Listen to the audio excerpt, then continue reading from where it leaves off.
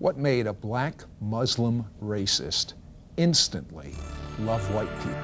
On this edition of It's Supernatural.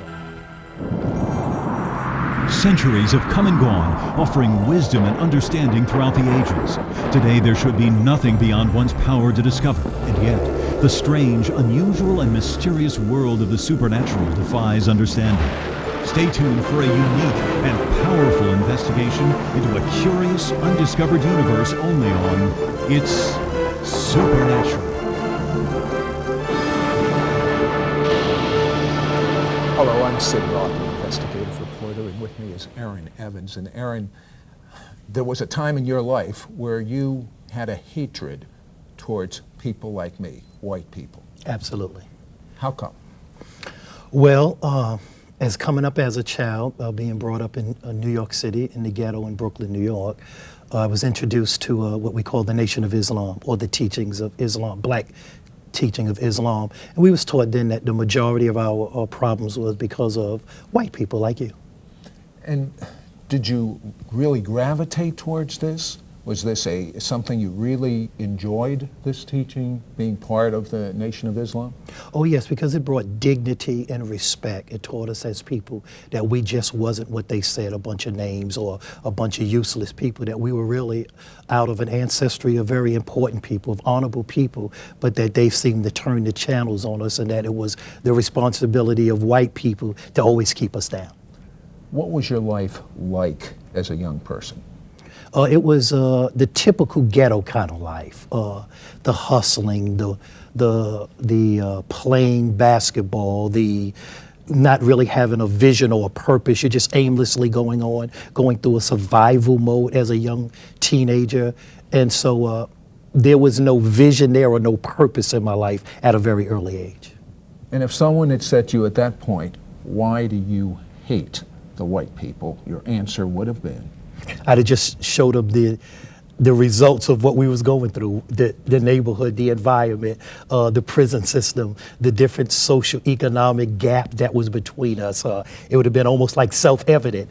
I don't even need to explain it. Look at this, look at how we're treated. Look at the two justices in this country versus whites have one kind of justice and blacks have another kind of justice. So been very easy to answer that, even though maybe that had been not true, but it'd been very easy to point some indicators. But yet you got turned off a little bit about the Nation of Islam. What bothered you? I don't know, that was an inner thing. It was some things were not connecting.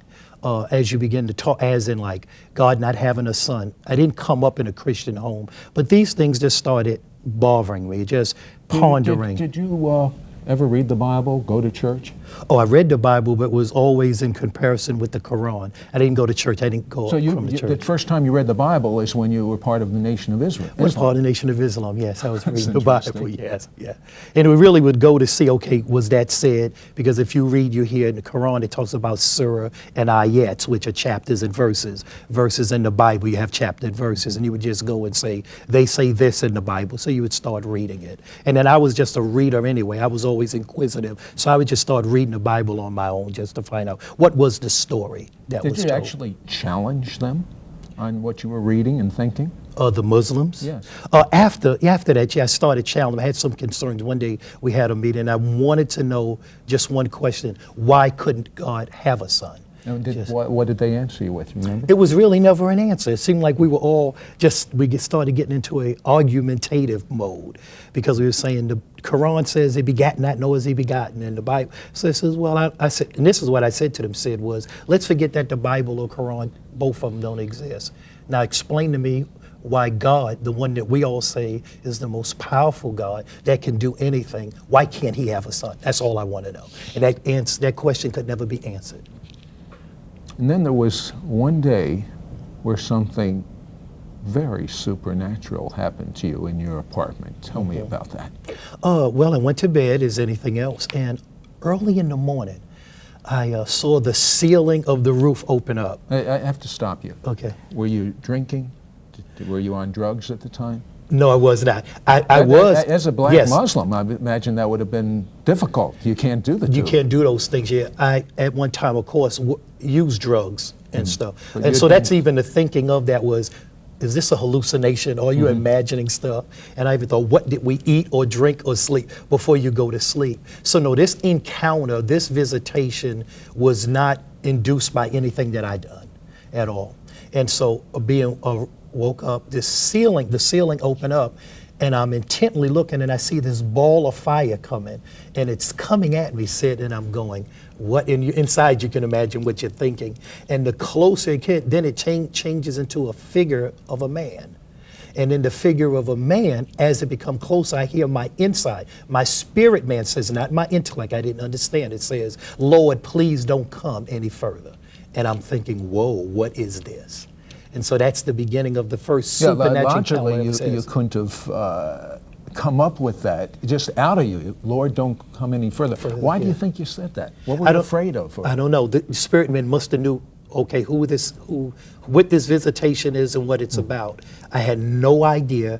And then dialogue began to take place between this visitation and me. What happened? What did they say? Well, the first thing was that the Lord had let me know this visitation that I had a call on my life, and that it. Wait a second now. You were not raised in a Christian home. The only Bible you knew is when you were comparing Bible with Quran. That's right.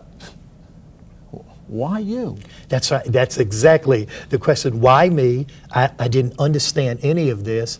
And instantly, during the time that he made the call, and I'm thinking the same thing, he showed me 3 instances in my life where death tried to take me. And I knew no one, at least 2 of them, no one knew about.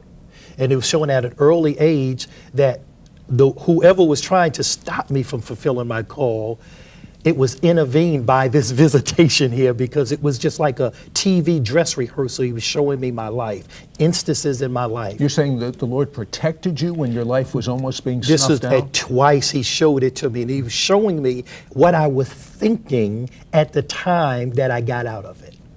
And so it was blowing me away. This is mind-boggling, because these are experiences like 4 or 5 years ago, before at this visitation. And then he showed you who you were to meet in the future. We're going to be right back. And this is, you think it's amazing now, it gets even more supernatural. Don't go away.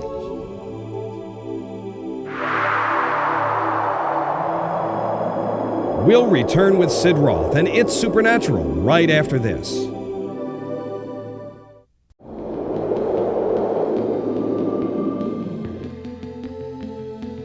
Hello, it's Sid Roth, your investigative reporter. I'm here with Aaron Evans, a former black Muslim that hated people like me, the white people. And so he started studying the Quran.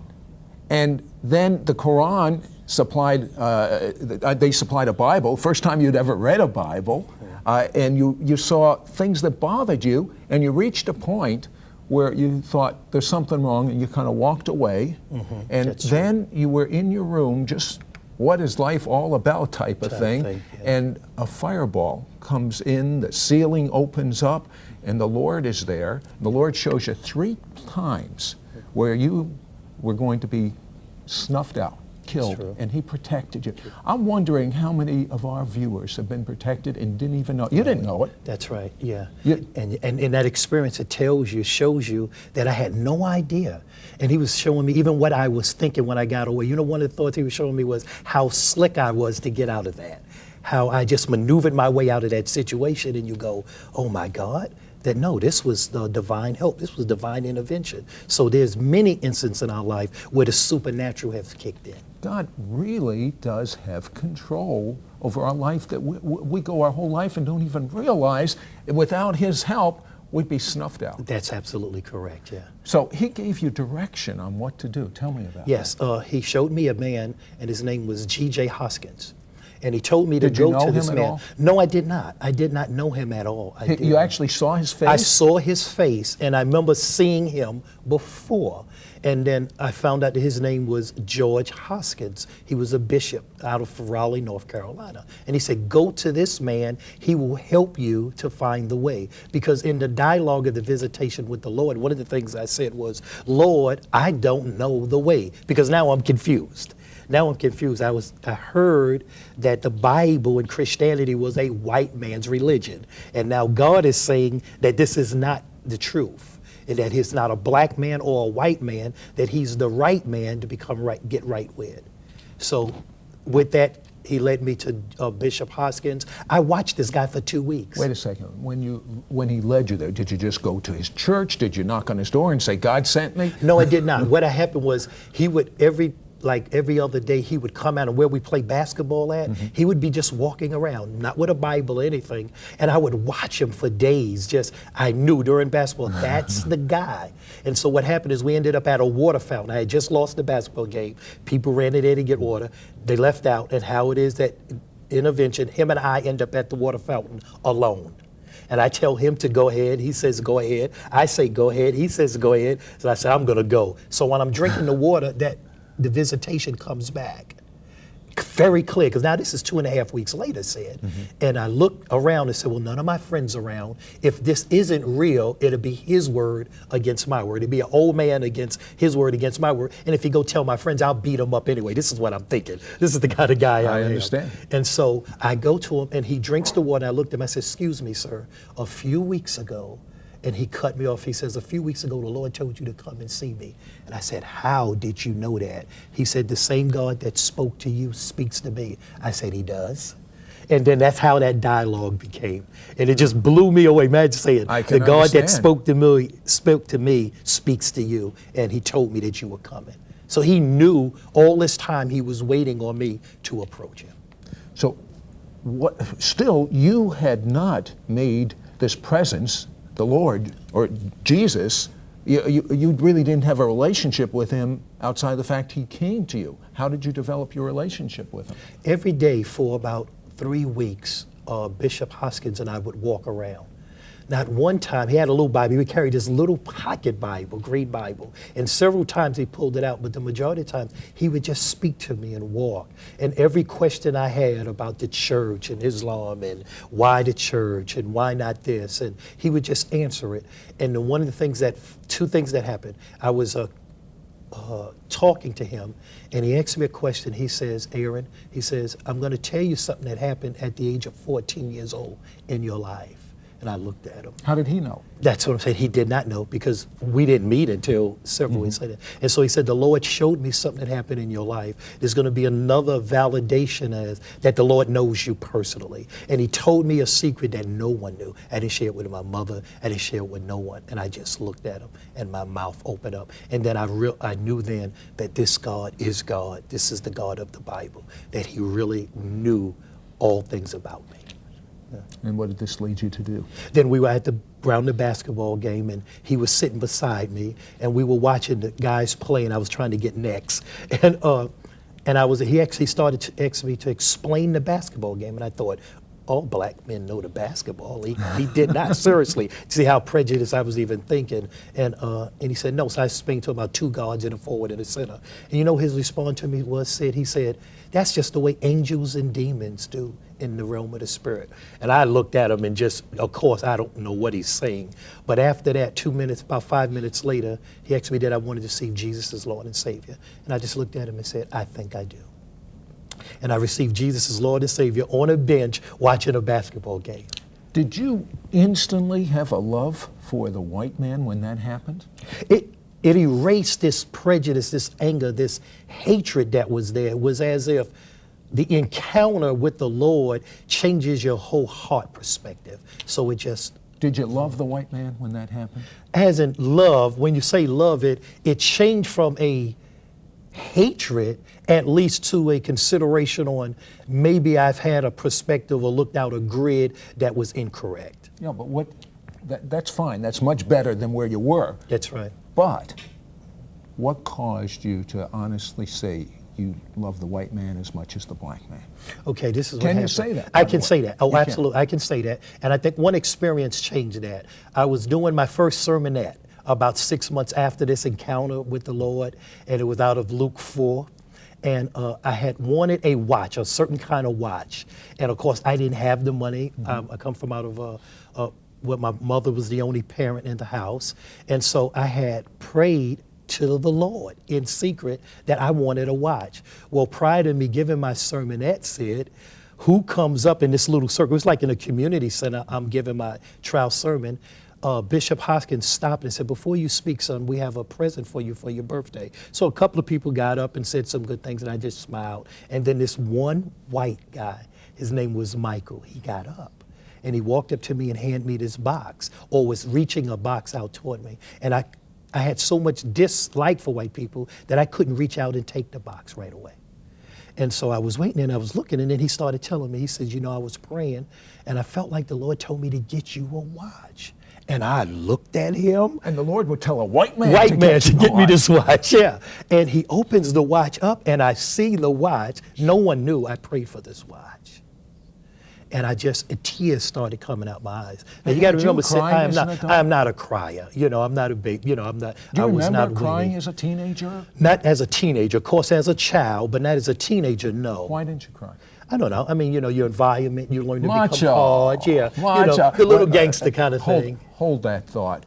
You think this is good. Wait till you find out about the angels and the demons that become real in his life. We'll be right back.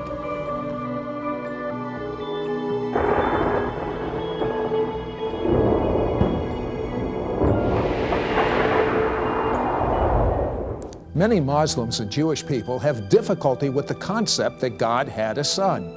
Let's see what King David had to say in the 2nd Psalm. Truly, it is I that have established my king upon Zion, my holy mountain. I will tell of the decree. The Lord said unto me, Thou art my son. This day have I begotten thee. And this is what he says to do with the son. Do homage in purity, lest he be angry, and ye perish in the way, when suddenly his wrath is kindled. And then Solomon had to say in Proverbs, the 30th chapter, it's kind of a riddle, who hath ascended up into heaven and descended? Who hath gathered the wind in his fist? Who hath bound the waters in his garment? Who hath established all the ends of the earth? What is his name? God, obviously. It doesn't say that, but what is his name? God. And then it goes on to say, this is in the Jewish scriptures, and what is his son's name, if thou knowest? And if you don't, his name is Yeshua, Jesus, the Mashiach.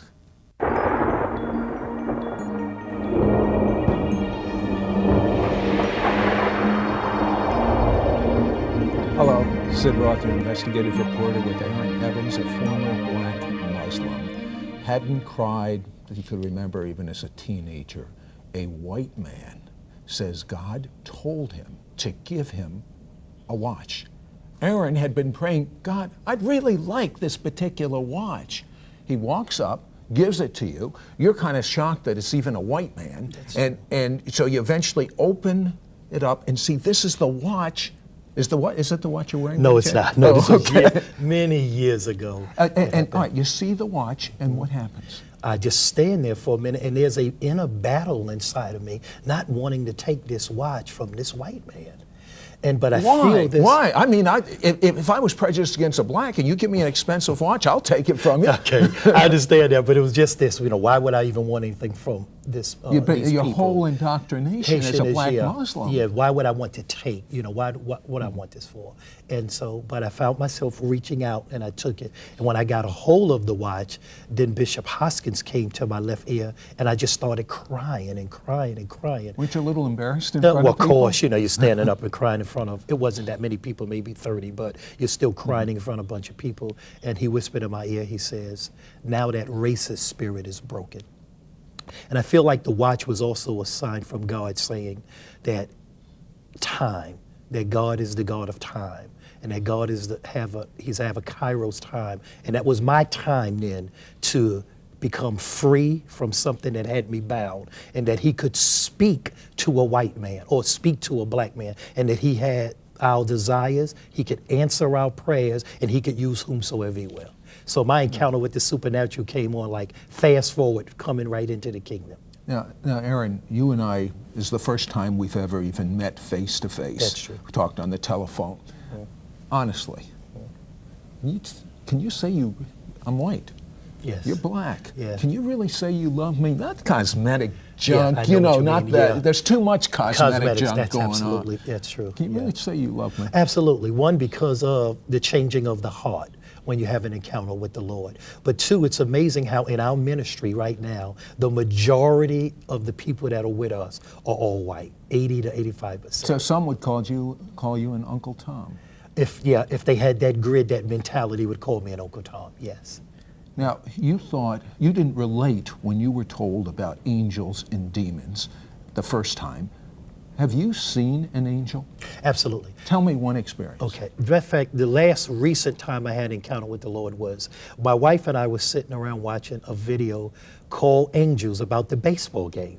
And it was about the little kid that got on the bed and prayed about, oh, I wish you would send some help. He prayed to God and asked God to send to help his baseball team because they was at the bottom of the pennant and he wanted them to get to the top. And his father just said the only way that he would come back to help if the baseball team went from the bottom to the top. So out of a childlike prayer, this child is on the bed, he prays, God, I sure wish you could do something for the angels. Well, wouldn't you know it, that God hears even those whispers, and he sent some angels. Well, after the video was over, I went into my office in the house. We have an office part, and I just thought, I was sitting there and I was moving papers, and I said this in childlike faith, I said, Lord, it's time for you to send some angels to help us in Orlando. Just childlike. That's all it was. It was in a very conversational way to the Lord.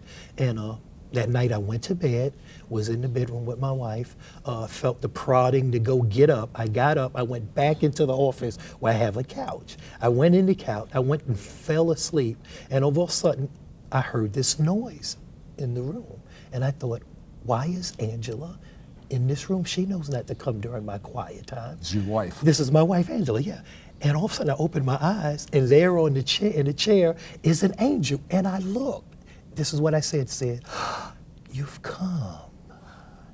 What does this angel look like? This angel, look, he had of course, it was not a very strong glow as if it was the glow that we say all angels have to come with this blinding light. That is not true. As you study scripture, sometimes it can come as a visitation as a human being. But it was this clear, whiteness around him, and it had this stare that had like a river of God just flowing out of his presence. Such a peaceful presence of the angel of the Lord. Now, God sent this angel to you because you asked, but does this angel say anything to you, or? No, he did not. He just stared, and then I went back to sleep in the visitation. Did you have a good sleep? I had a very good sleep, sure. yes. I get up, I go back into the bedroom. I don't say anything to my wife because she's asleep. She gets up an hour later, she uses the restroom, and then she walks in the room, she says, Aaron, I says, yeah. Because you know how wives like to talk at night. I'm thinking, oh, this is another conversation she wants to have 3 o'clock in the morning. She says, did an angel visit you? And this wakes me up. Whoa, how did you know? She said, I heard him leave. I heard the door shut. And this is our kitchen door. She said, I heard the door close, and I thought, who would be here 3 o'clock in the morning talking to Aaron? And she said, when she said that, then she got the witness in her spirit. The Lord said, that was the angel that came and visited your husband. So it confirmed my visitation, and also she didn't see it, but the Lord spoke to her or had a witness that an angel had came and visited her husband. Aaron, there's a big problem in this country between blacks and whites, and Absolutely. blacks and Jews. Mm-hmm. How's this going to be solved? It looks to me like there's an inevitable race war coming in this country. How is it going to be stopped? If it's not done by the power of the Lord Jesus Christ, it will have a race war, because it says that ethnos will rise against ethnos, or races will rise against races. True. And so this is the whole battle. Where we're going now is always for nation to rise against nation. And then after that, for the nations to come up against in the Armageddon against the Lord. So the only intervention that will stop us from hating each other is, first of all, the love of the truth. We have to receive first the person of the truth, and then we have to receive the love of the truth. And if we receive those two, first the person of the truth and the love of the truth, we will be released from bondage for each other, because we know that you don't control my destiny, nor do I control yours. Well, what about you? Here's my question. Aaron said there was a kairos, or a moment in eternity, that was set for him, that changed the destiny of his life, the course of his life. I believe that the same God that controlled Aaron, that saved his life, has saved your life many times and has you watching us right now. And this is your moment. This is your moment. You're not anonymous to God. You may be anonymous to me, but God knows you the way he knew Aaron. He knows everything about you, and you're no shock above all shocks. He loves you. You've never experienced that type of love before. It's, I love you no matter what you've ever done because I see potential in you. I see greatness in you. No, I'm not talking about becoming a millionaire. I'm talking about having a peace inside that no one, no man, no person can take away from you. It's beyond religion. It's beyond tradition. It is intimacy with God. And the only way to have intimacy with God is to have your sins washed away by believing Jesus died in your place. Repenting of your sins, that means saying, I'm sorry, God, against you alone have I sinned. And then believing your sins are washed away and say, Jesus, I make you Lord of my life. That's simple, but if you are sincere in the day you seek God with all of your heart, in that day he will be found. Now is the acceptable time. Now you are loved. You